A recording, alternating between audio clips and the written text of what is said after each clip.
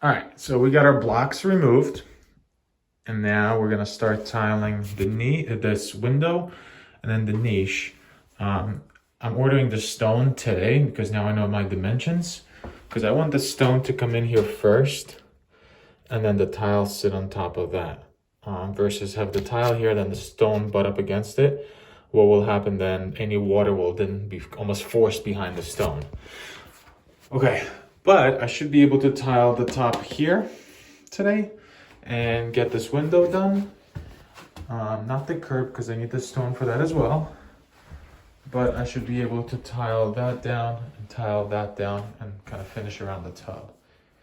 And then maybe bring this piece down a little further if I take this off. Okay, so when we're tiling here, we have two options. Obviously, it's a 2x4 construction, so our tile, if we were to continue, our pattern, it's not long enough for here, because our Schluter strip's gonna go here. So either you do half, so half and half, but I kind of hate that because then you're just introducing so many grout lines. Or like we do, I order a 12x24 subway tile material, right? It's clay tile, same finish as that. And what I'm gonna do is I'm gonna cut that to size, and then we're just gonna get two tiles, so 1 and 2 here with one grout line to kind of split the middle there, and then same thing here. So this way we're only then are left with one grout line here, one grout line here, and one grout line here. And then same thing for here. We're gonna be left with one grout line right in the middle there, and I'll center that grout line. So that's kind of my approach to it. I just think it looks much cleaner. And typically if you can avoid having grout lines on a flat surfaces, this way, then you would do that. It's just, when I'm walking in, I think having that nice window like that, it's gonna look really cool. It will actually look like a picture frame kind of situation, especially because we're gonna have a Schluter strip.